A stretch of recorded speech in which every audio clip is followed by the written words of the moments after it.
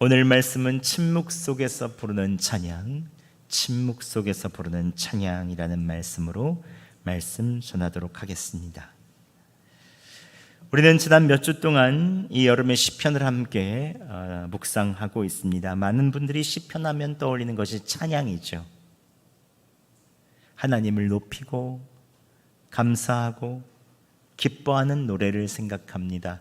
해 뜨는 데부터 해 지는 데까지 주의 이름을 찬송 받으실 것입니다. 여호와는 나의 목자시니 내게 부족함이 없으리로다. 이외에도 수많은 주옥 같은 감사와 기쁨의 찬양, 믿음의 노래들이 이 시편에 있죠. 그런데 시편을 조금 더 자세히 읽어보면 의외의 사실 하나를 발견합니다. 시편 150편 가운데 70여 편 가깝게 약 40%가 탄식시입니다. 눈물의 노래인 것이죠. 주님, 제가 죽게 되었습니다. 원수가 나를 삼키려고 합니다. 눈물이 나의 양식이 되었습니다. 즉 하나님께서 우리에게 주신 찬양집의 책이 절반이 눈물의 노래인 것입니다. 그렇다면 왜 하나님께서 이렇게 많은 탄식의 시를 성경 안에 담아두셨을까요? 왜냐하면 하나님께서 우리의 인생을 너무 잘 아시기 때문에 그렇습니다. 우리의 삶은 늘 감사만 있는 것은 아니죠. 기쁨만 있는 것은 아닙니다. 살다 보면 이유를 알 수 없는 고난을 만나기도 하고 마음이 상하기도 합니다.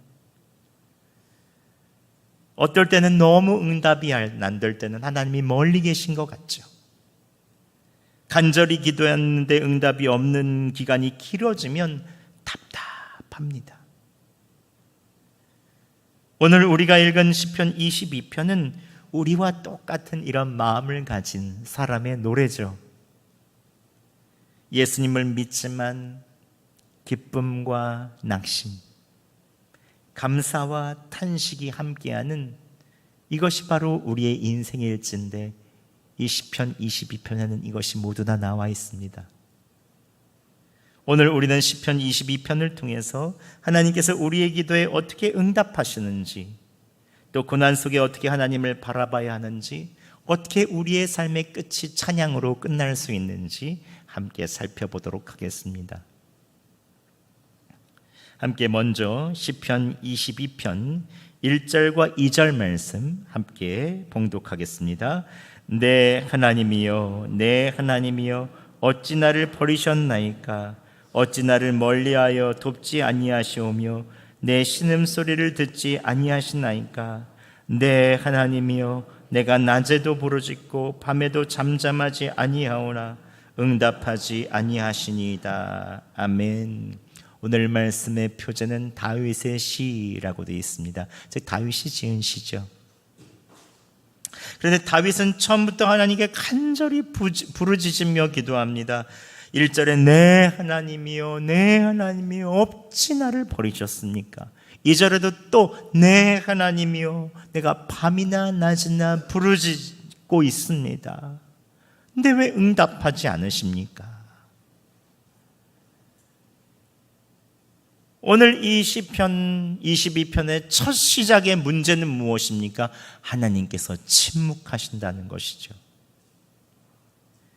어찌 나를 버리십니까? 어찌 나를 돕지 않습니까? 어찌 나의 신음소리를 듣지 않습니까? 그렇게 부르짖는데 응답하지 않을 수 있습니까? 밤낮으로 부르짖고 있지 않습니까? 침묵하신 하나님께 계속 묻고 또 묻고 대답 좀 해달라고 기도하는 것이죠.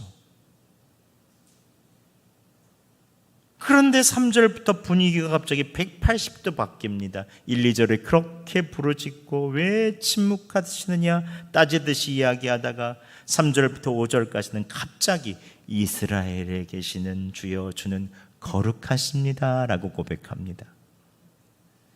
4절에 하나님께서 조상들이 의뢰할 때 건져주셨습니다.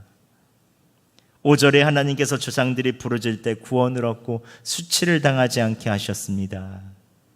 갑자기 조상들에게 응답하셨던 그 이야기를 꺼내며 탄식의 기도가 낙심의 기도가 믿음과 소망으로 180도 바뀌죠.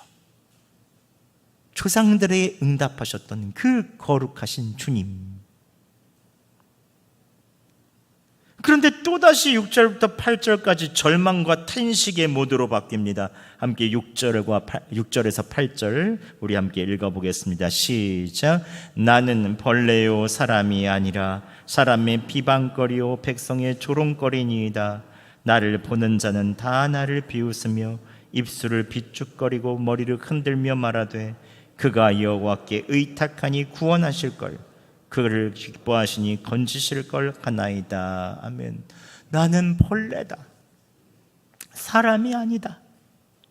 사람의 비방거리와 백성의 조롱거리다. 사람들이 다 비웃고 입술을 비축거리며 머리를 흔들면서 조롱한다는 거죠. 여호와 하나님을 믿으니 구원하실 거야. 너 기뻐하시니 건져주시겠지 하면서 이렇게 비아냥거리는 것입니다. 그런데 또다시 9절과 10절의 어조가 180도 바꾸면서 하나님께서 나를 모태에서 나오게 하시고 젖먹이 때부터 의지하게 하셨다.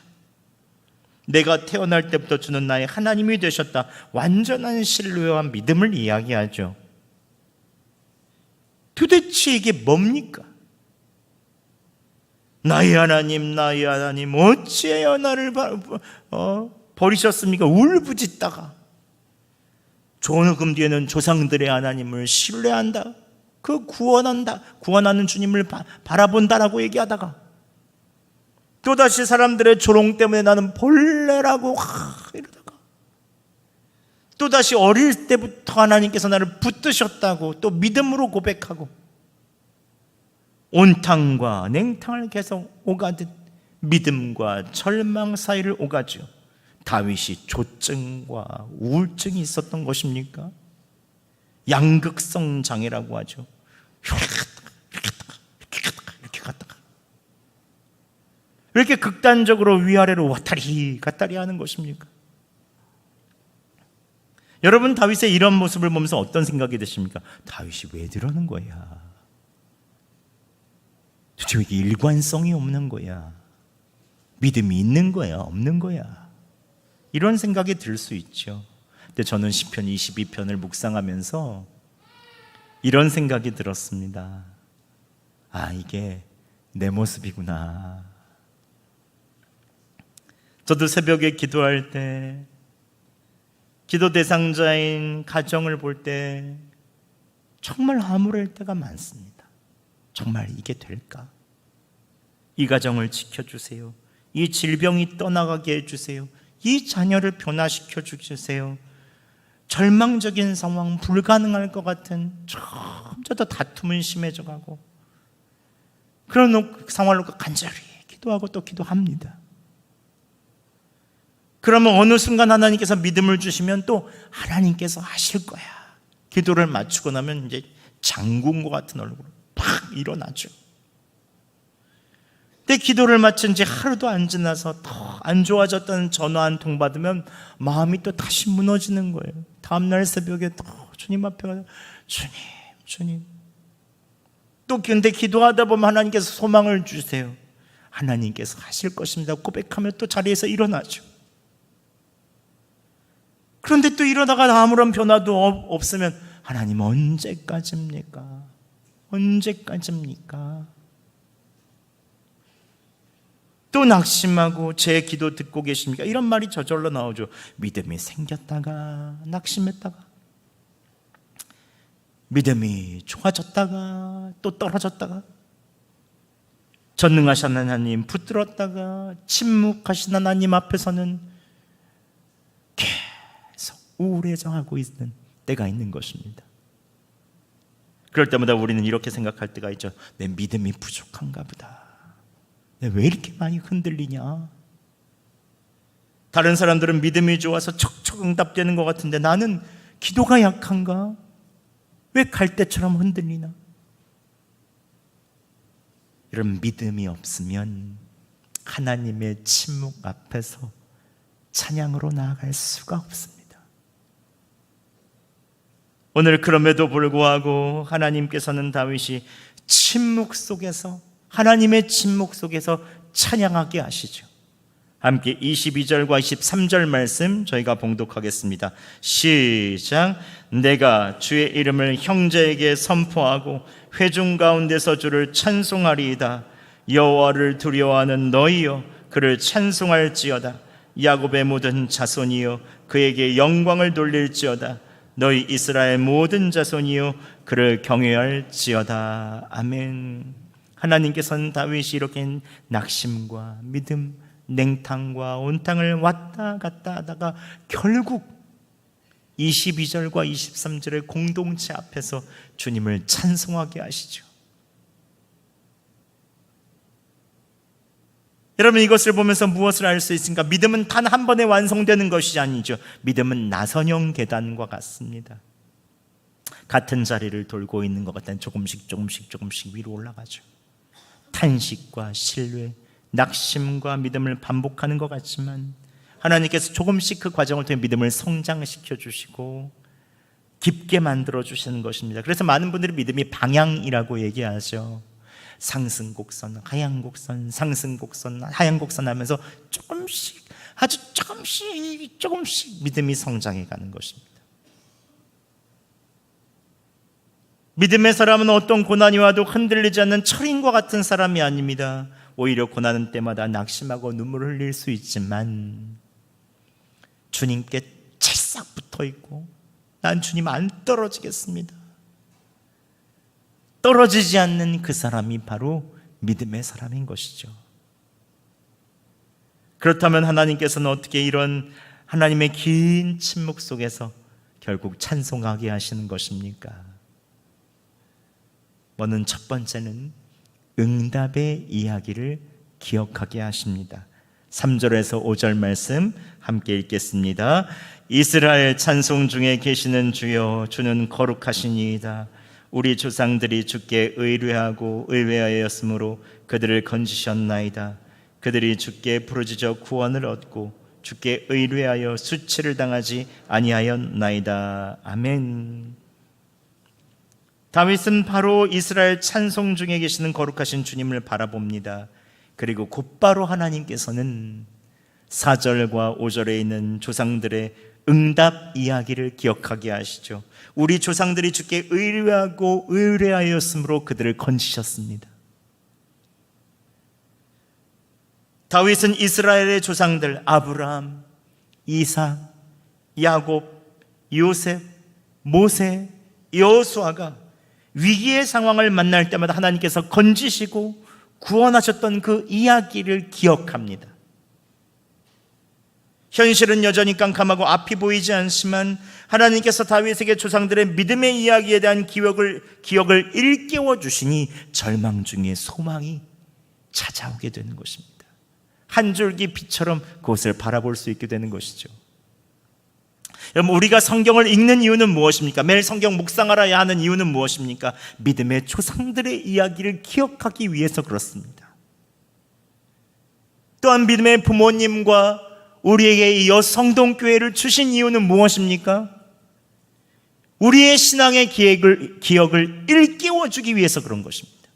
힘들고 어려울 때 어머니께서 무릎 꿇으셨던 기도의 기억, 주일학교 때 함께 불렀던 찬양, 이 교회에서 함께 기쁘게 교제하며 기도의 자리에 나왔던 추억, 절망과 어려움의 시기에 함께 기도하며 그곳에서 빠져나왔던 일들.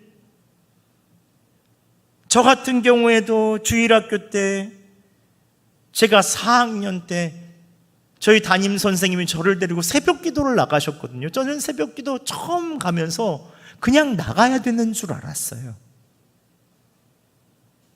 그때 새벽의 기억, 선생님이 안아주셨던 추억들. 저는 부모님이 믿지 않았기 때문에 성경을 통해, 교회를 통해 신앙의 선배들을 기억하는 것입니다. 여러분, 믿음의 조상들의 이야기를 매일마다 묵상하시기 바랍니다. 가정 예배를 드리며 가정에서, 교회에서 매일 신앙의 추억과 기억을 만드세요. 주님께서 여러분의 기억을 어려울 때마다 일깨우셔서 이길 수 있는 힘과 인내를 주시기를 바랍니다. 또한 하나님께서 어떻게 다윗이 침묵 속에서 찬송하게 하십니까? 둘째는 수치를 당해도 그 마음을 지켜주십니다. 함께 6절에서 8절 다시 한번 봉독하겠습니다. 시작. 나는 벌레요 사람이 아니라 사람의 비방거리요 백성의 조롱거리니이다. 나를 보는 자는 다 나를 비웃으며 입술을 비쭉거리고 머리를 흔들며 말하되 그가 여호와께 의탁하니 구원하실걸, 그를 기뻐하시니 건지실걸 하나이다. 아멘. 다윗은 자신이 벌레처럼 취급당했다고 말하죠. 사람의 비방거리가 되었다고 말합니다. 네가 하나님 믿으니 구원하실걸, 기뻐하시니 건지시겠지.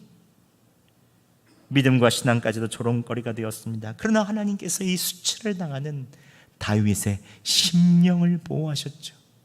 마음을 지켜주신 것입니다. 상처받지 않도록 주님은 언제나 우리의 마음을 보호하시죠. 오늘날 우리들도 가까운 배우자, 가족, 직장 상사, 시댁 식구들, 믿지 않는 사람들에게 때로는 조롱거리가 될 때가 있습니다. 저도 매번마다 집에 들어가면 야, 교회 가면 밥이 나오냐, 떡이 나오냐? 근데 밥도 주시고 떡도 주시고, 교회 나오면 떡도 주잖아요. 하나님께서 우리에게 조롱거리가 될 때마다 인내하게 하시고 마음을 지켜주셨기 때문에 우리가 여기까지 올 수 있었죠. 여러분, 견디지 못할 정도로 수치스러운 일들, 뒷말들, 아픔들, 이것도 하나님께서 보호하시고 지켜주시면 견딜 수 있습니다. 사람들의 평가하는 말, 조롱하는 말 하나님께서 가볍게 해주시면 그냥 살짝 지나가는 바람처럼, 좀 칼바람이라 차갑긴 하지만, 매섭긴 하지만 맞을만 합니다. 그러면 상처가 남지 않습니다. 저는 하나님께서 여러분의 마음을 보호해 주시기 바랍니다. 지켜주시기를 축원합니다. 또한 하나님께서 어떻게 다윗이 침묵 속에서 결국 찬양하게 하십니까? 마지막으로 나의 하나님이 되어주십니다. 함께 9절과 10절 말씀 봉독하겠습니다. 오직 주께서 나를 모태에서 나오게 하시고 내 어머니의 젖을 먹을 때 의지하게 하셨나이다. 내가 날 때부터 주께 맡긴 바 되었고 모태에서 나올 때부터 주는 나의 하나님이 되셨나이다. 아멘. 주는 나의 하나님이 되셨나이다. 어떻게 이 고백을 할 수 있습니까? 이건 일시적인 감정이 아닙니다. 하나님께서 태어날 때부터 다윗의 일생 전체에 계속해서 신뢰를 주셨습니다. 그를 믿어주셨고, 그를 사랑해 주셨고, 그를 보호하여 주심을 다윗이 계속해서 깨달아 한 것입니다. 일례로 사무엘상 17장에 다윗은 골리앗과 싸우기 전 사울왕에게 하나님과 자신과의 신뢰관계를 말합니다. 제가 목동으로 양을 지킬 때 사자나 곰이 와서 양떼에게 새끼를 물어가면 곰과 사자를 치고 그 입에서 새끼를 건져냈습니다. 일어나서 나를 해하고자 하면 내가 그 수염을 잡고 그것을 쳐 죽였습니다. 이게 루벤스의 그림이죠. 곰과 사자들을 쳐 죽였다는 거죠. 근데 이게 말이 됩니까?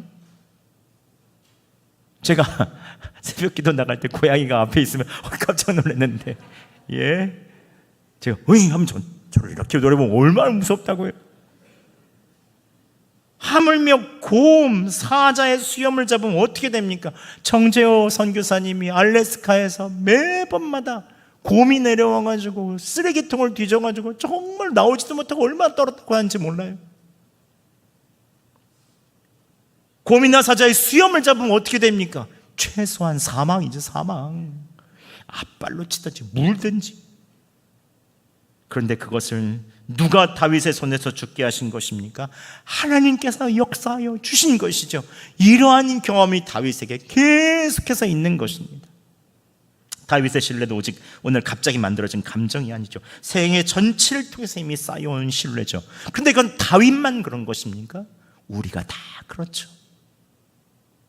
여러분의 삶을 뒤돌아보세요. 하나님께서 주신 은혜가 얼마나 많습니까?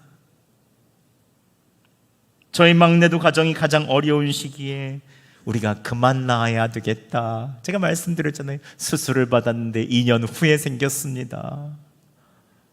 놀라지도 않으시네요. 저도 얼마나 제 아내랑 놀랐는지 모릅니다.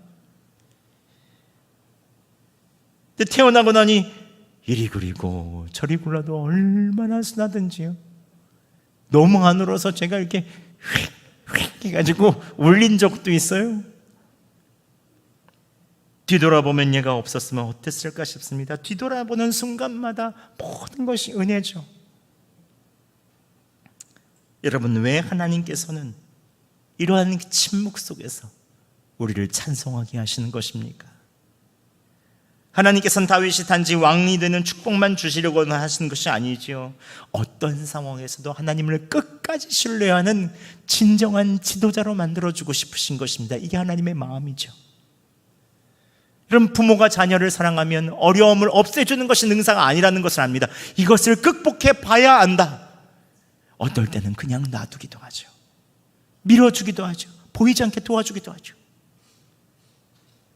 하나님께서는 다윗처럼 우리들도 어떤 상황에서 흔들리지 않는 믿음의 지도자가 되기를 원하십니다. 우리는 크고 작건 다 지도자입니다.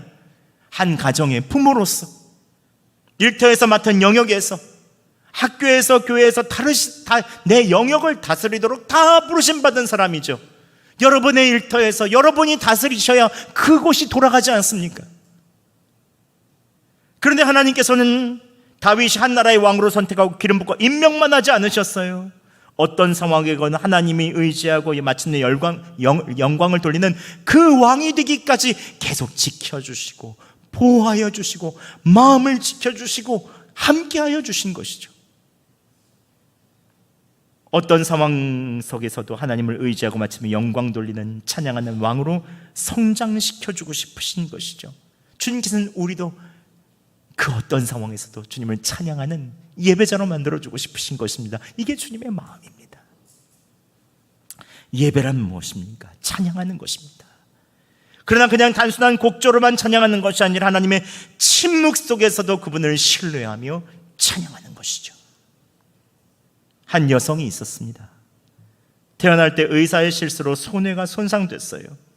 평생 한 번도 자기 몸을 제 뜻대로 가누지 못했습니다. 늘 고개는 옆으로 이렇게 기울어 있었고 말은 어눌했고 손짓 하나에도 온 힘을 써야 됐습니다.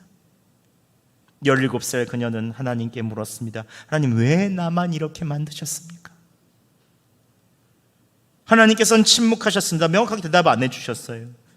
그러나 그녀는 더 가까이 주님께 나아가 물었습니다. 어느 때는 기도원에서 안수기도를 받다 온몸이 멍투성이가 된 적도 있었습니다. 근데 몸은 낫지 않았어요. 하나님은 아무것도 해주시지 않는 것 같았고 침묵하는 것 같았습니다. 그런데 그 침묵 속에서 하나님께서 그녀 안에 이상한 일들을 이루시기 시작했습니다. 글도 제대로 배운 적 없던 그녀에게 문득 시가 떠올랐습니다. 응답이 없다고 느꼈던 그 침묵의 시간을 잠잠히 안 되는 것으로 아주 어렵게 글을 써내려고 하기 시작했습니다. 그런데 하나님께서 깨닫게 하신 것은 그 침묵의 시간 동안 가장 가까이 계셨다는 것을 그녀가 깨달았습니다. 훗날 한 사람이 그녀에게 스스로 장애를 고쳐볼 생각은 없느냐 물었습니다. 그녀는 이 질문에 어떻게 대답할지 몰라 기도했다고 합니다. 근데 자기도 모르게 이런 고백이 튀어나왔대요. 주님, 난 이대로가 좋아요. 공평하신 하나님께서 나 남이 가지지 못한 것을 갖게 하셨어요. 그녀는 하나님께서 침묵 속에서도 남이 가지지 못한 가장 귀한 보물 예수님을 주셨다는 사실을 알고 그때부터 찬양의 시를 쓰기 시작했습니다. 이 시인의 이름은 송명희 시인이죠. 이후 그가 쓴 시들은 특히 전국교회에서 찬양으로 올려 퍼졌는데 나가 유명하죠. 나 가진 재물 없으나 나 남이 가진 지식 없으나 나 남에게 있는 건강이 있지 않나 나 남이 없는 것 있으니 나 남이 못 본 것을 보았고 나 남이 듣지 못한 것을 들었고 나 남이 갖지 못한 사랑 가졌고 나 남이 모르는 것 깨달았네. 공평하신 하나님이 나 남이 가진 건 나 없지만 공평하신 하나님이 나 남이 없는 것 갖게 하셨네. 여러분, 송명희 씨의 이 시 우리가 찬양으로 참 많이 불렀죠.